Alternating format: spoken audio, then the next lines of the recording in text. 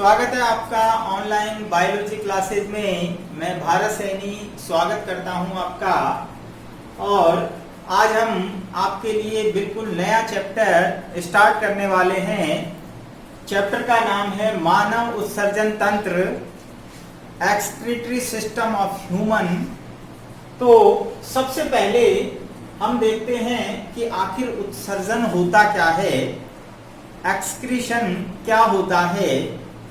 तो हम सभी जानते हैं मानव या प्राणियों के शरीर में विभिन्न प्रकार की जो उपापचयी क्रियाएं होती हैं, मेटाबॉलिक रिएक्शंस होती हैं, उनमें प्रोटीन का अपघटन होता है। और प्रोटीन के अपघटन से विभिन्न प्रकार के नाइट्रोजनी अपशिष्ट पदार्थ, खास तौर से हम यहाँ नाइट्रोजनी अपशिष्ट पदार्थों की चर्चा करेंगे। और वो नाइट्रोजनी अपशिष्ट पदार्थों का निष्कासन करना ही, शरीर से उनको बाहर निकालना ही उत्सर्जन कहलाता है। और शरीर की स्वच्छता के लिए इन पदार्थों का शरीर से बाहर निकलना अनिवार्य होता है। और इस क्रिया को हम उत्सर्जन कहते हैं। उत्सर्जन, एक्सक्रीशन, अर्थात क्या डेफिनेशन होगी उत्सर्जन की?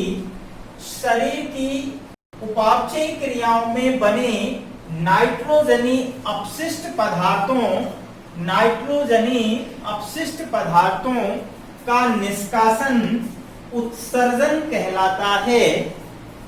उत्सर्जन कहलाता है। तथा इस उत्सर्जन क्रिया में जो अंग भाग लेते हैं, उत्सर्जन क्रिया में जो ऑर्गन भाग लेते हैं, उन्हें हम उत्सर्जी अंग कहते हैं।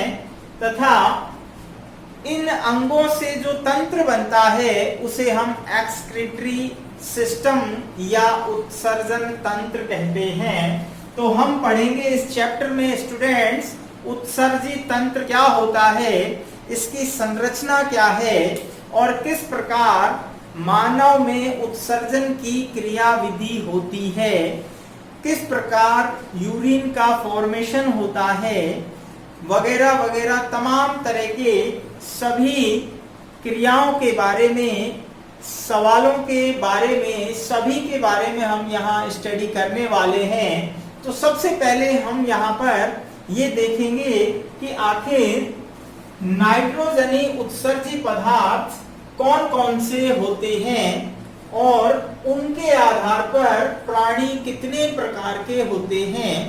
क्वेश्चन हमारा आता है कि उत्सर्जन के आधार पर प्राणियों के प्रकार बताइए। यहाँ से एक क्वेश्चन बनेगा हमारा कि उत्सर्जन के आधार पर प्राणियों के प्रकार बताइए। और दूसरा यहाँ पर क्वेश्चन बनेगा कि नाइट्रोजनी उत्सर्जी पदार्थ कौन कौन से होते हैं। तो यहाँ दोनों ही क्वेश्चंस का आंसर इस टॉपिक में हमें मिलेगा। सबसे पहले हम बात करते हैं, हमने कहा अभी कि यहाँ हम बेसिकली नाइट्रोजनी अपशिष्ट पदार्थों की बात करेंगे जिनका निर्माण प्रोटीन के अपघटन से होता है। प्रोटीन का जब अपघटन होता है तो उसमें हमें पता है नाइट्रोजन अनिवार्य रूप से होती है, एमिनो एसिड्स होते हैं। और जब प्रोटीन का अपघटन होता है, तो यहाँ से हमें निम्न प्रकार के उत्सर्जी पदार्थ, जिन्हें हम नाइट्रोजनी वेस्ट या अपशिष्ट कहते हैं। तो सबसे पहला है अमोनिया, नेक्स्ट यूरिया और यूरिक अम्ल। ये मुख्य उत्सर्जी पदार्थ होते हैं जो इन उपापचयी क्रियाओं के दौरान बनते हैं। तो सबसे पहले हम बात करते हैं अमोनिया की। अमोनिया वे प्राणी जो अपने उत्सर्जी पदार्थ अमोनिया के रूप में बाहर त्यागते हैं या निष्कासन करते हैं, उन्हें हम अमोनिया उत्सर्जी या अमोनोटेलिक प्राणी कहते हैं। उदाहरण, जब हम एग्जाम्पल की बात करते हैं तो पॉरीफेरा, सिलेंट्रेटा, जलीय आर्थ्रोपोड्स, मॉलस्क, अलवणीय फिशेस। यहाँ स्टूडेंट ध्यान रखने की बात है कि जो अमोनिया होती है, अमोनिया टॉक्सिक होती है, विषैली होती है। अमोनिया विषैली होती है, तो इसे जल में घोलकर, यानी जल के अंदर घुलनशील होती है, जल में घुलनशील, तो जल में घुलकर ये टॉक्सिक नहीं रहती है और दूसरे नॉन टॉक्सिक पदार्थ बना लेती है। इसीलिए अधिकांश जलीय प्राणी, या हम यूं कह सकते हैं कि अमोनिया को केवल वे ही प्राणी डिस्चार्ज करते हैं जो जल के अंदर रहते हैं। तो जलीय प्राणी उत्सर्जन के आधार पर अमोनिया उत्सर्जी या अमोनोटेलिक प्रकार के प्राणी होते हैं। राइट। नेक्स्ट हम बात करते हैं यूरिया। ऐसे प्राणी जो अपने उत्सर्जी पदार्थों को यूरिया के फॉर्म में त्यागते हैं, यूरिया के रूप में उत्सर्जन करते हैं, यूरियो उत्सर्जी या यूरियोटेलिक प्राणी कहलाते हैं। यूरियोटेलिक प्राणी कहलाते हैं। जैसे उभयचर स्तनधारी प्राणी, जिनमें अधिकांश स्तनी प्राणी मानव है, खरगोश है, पशु आदि सभी अपने नाइट्रोजनी अपशिष्ट पदार्थ यूरिया के रूप में त्यागते हैं। ये सभी यूरियो उत्सर्जी या यूरियोटेलिक प्राणी कहलाते हैं। और यूरिया जो है, यहाँ हम बात करें तो यकृत में बनाया जाता है। यूरिया का निर्माण यकृत में होता है और यकृत में अमोनिया के द्वारा उसे यूरिया में बदला जाता है ऑर्निथीन चक्र के द्वारा। यकृत में हमने पिछले चैप्टर में भी पढ़ा था, पाचन तंत्र में, कि यकृत में यूरिया का फॉर्मेशन होता है। तो ये चीज क्लियर हो जानी चाहिए। नेक्स्ट है यूरिक अम्ल के रूप में जो प्राणी अपने उत्सर्जी पदार्थ त्यागते हैं, उन्हें यूरिक अम्ल उत्सर्जी या यूरिकोटेलिक प्राणी कहते हैं। जैसे कीट, सरीसृप, रेप्टाइल्स एंड बर्ड्स, पक्षी, ये सभी प्रकार के प्राणी अपने उत्सर्जी पदार्थ ठोस रवों के रूप में, अर्थात यूरिक अम्ल के रूप में त्यागते हैं। और यूरिक अम्ल की खास बात है, इसे संचित कर सकते हैं। इसे कुछ समय के लिए स्टोर किया जा सकता है और इसीलिए इसे त्यागने के लिए बहुत कम जल की आवश्यकता होती है। अर्थात यूरिक अम्ल जो प्राणी त्यागते हैं उन्हें यूरिक अम्ल उत्सर्जी या यूरिकोटेलिक प्राणी कहते हैं।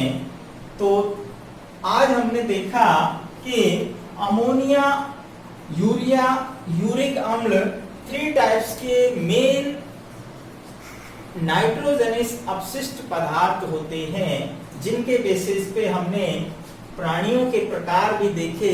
तो यहाँ से एक क्वेश्चन अपना जरूर बनेगा।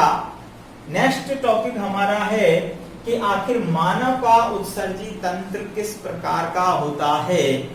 तो नेक्स्ट टॉपिक लेते हैं, इसके बाद जस्ट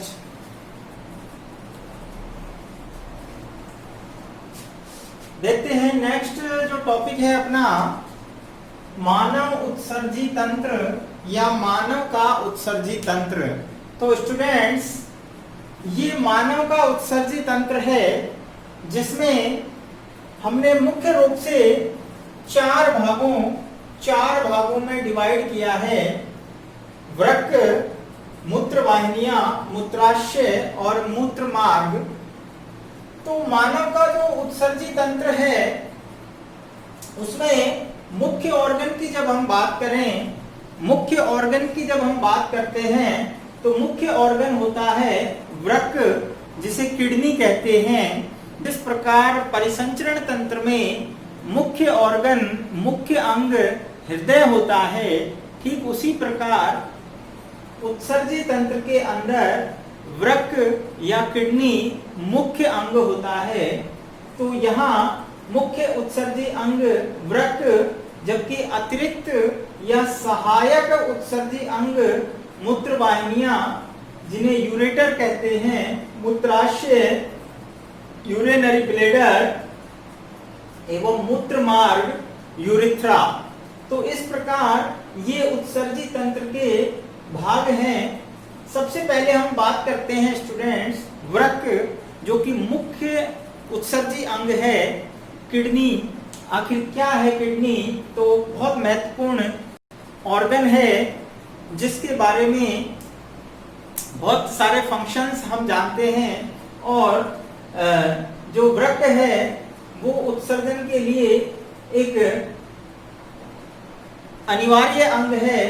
तो यहाँ एक जोड़ी उदर गुहा में, मानव में हम बात कर रहे हैं, एक जोड़ी उदर गुहा में पृष्ठ में स्थित होते हैं। उदर गुहा के पृष्ठ में एक जोड़ी वृक्क स्थित होते हैं और ये कशेरुक दंड के दोनों तरफ स्थित होते हैं। अगर हम उद्भव की बात करें तो भ्रूणीय मेसोडर्म से उद्भव होता है, अर्थात भ्रूणीय मेसोडर्म से वृक्क की उत्पत्ति होती है।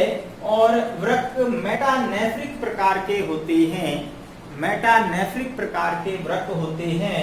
वृक्क के चारों ओर पेरिटोनियम झिल्ली का आवरण होता है।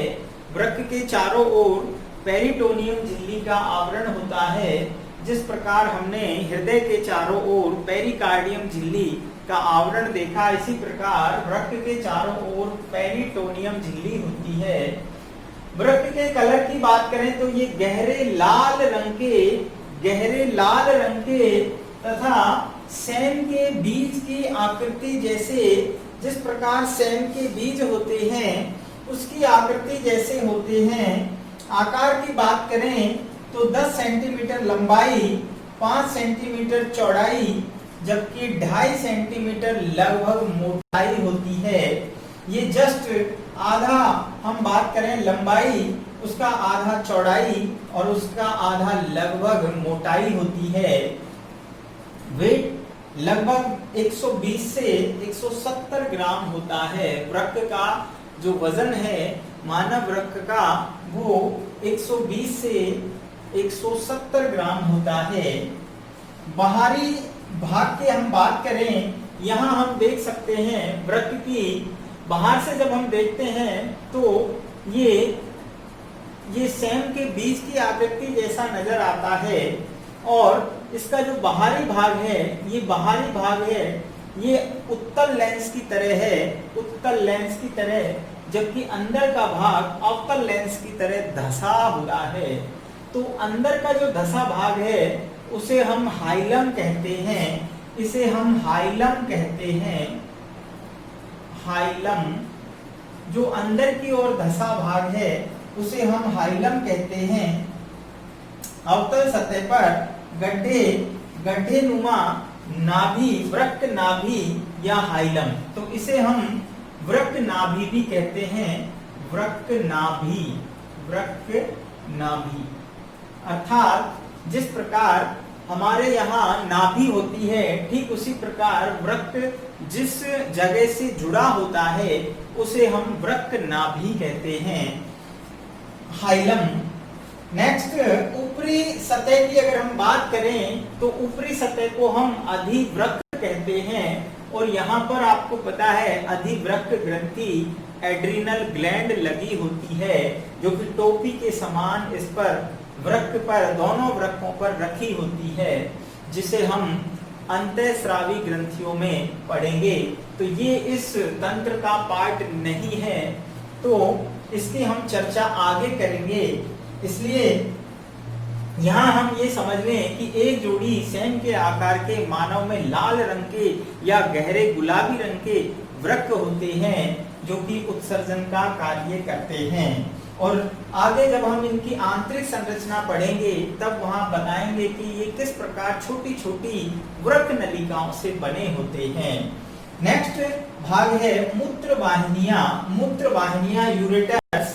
तो यूरेटर्स यहाँ आप देख सकते हैं, प्रत्येक वृक्क से, हाइलम से एक नली निकल के जा रही है, जिसे मूत्र वाहिनी कहते हैं। तो प्रत्येक वृक्क से एक जोड़ी, प्रत्येक वृक्क से एक एक अर्थात एक जोड़ी पेशीय नलिका, ये पेशीय नली होती है जिनमें क्रमांकुंचन की गति होती है आंत्र के समान, और ये मूत्र को आगे प्रसार यानी आगे उसको ट्रांसफर करती हैं। इनका आगे का जो सिरा है, ये अग्र भाग जो है वो कीपाकार होता है। ये आप देख सकते हैं कीप के समान है, ये कीप के समान भाग है। तो इसे हम पेल्विस कहते हैं। ये पेल्विस कहलाता है, कीपाकार भाग पेल्विस कहलाता है। और ये आगे चलकर दोनों मूत्र वाहिनियां अलग अलग मूत्राशय के अंदर खुलती हैं। तो नेक्स्ट जो हमारा पार्ट है मूत्राशय, जिसे हम यूरिनरी ब्लैडर कहते हैं। मूत्राशय एक थैलीनुमा तिकोना पेशीय अंग होता है। थैलीनुमा त्रिभुजाकार पेशीय अंग होता है, जिसका ऊपरी सिरा चौड़ा होता है जबकि निचला सिरा सकरा होता है। और ये मोटी 3 भित्तियों से बना होता है। सबसे बाहरी भित्ति सिरोसा कहलाती है, जबकि मध्य भित्ति पेशीय होती है। सबसे आंतरिक भित्ति श्लेष्मा की बनी होती है। मूत्राशय का कार्य होता है, जो वृक्क के अंदर मूत्र का निर्माण हुआ है, उत्सर्जी पदार्थ जो बना है उसको स्टोर करना, संचित करना, और इसकी संग्रह करने की जो लिमिट है वो तकरीबन 700 से 800 ml होती है। और यहाँ पर स्पाइनेक्टर मसल्स होती है, अवरोधनी पेशियां होती हैं, जिनके द्वारा ये मूत्र मार्ग के द्वारा शरीर से बाहर खुल जाता है, तो जिससे समय समय पर मूत्र को डिस्चार्ज कर दिया जाता है, यूरिन को डिस्चार्ज कर दिया जाता है। लास्ट पार्ट है मूत्र मार्ग। तो मूत्र मार्ग मूत्राशय से निकलने वाला एक लंबी नलिका होती है, जो कि पुरुषों में लगभग 15 सेंटीमीटर लंबाई की होती है, जिसे मूत्र जनन मार्ग भी कहते हैं, क्योंकि इस मार्ग से न सिर्फ यूरिन जबकि जो जेनाइटल ऑर्गन्स, जबकि जो वीर्य या सीमन जो है उसका भी डिस्चार्ज होता है। इसलिए ये कॉमन पथ होता है, इसीलिए इसको हमने मूत्र जनन छिद्र अर्थात यूरोजेनाइटल अपर्चर के द्वारा ये शरीर से बाहर खुलता है। जबकि स्त्रियों में या फीमेल्स में मूत्र मार्ग का अभाव होता है। मेल्स के अंदर अगर हम बात करें तो 3 भागों में मूत्र मार्ग को डिवाइड किया जाता है। आगे वाला भाग, पीछे वाला जो भाग है प्रोस्टेट भाग कहलाता है।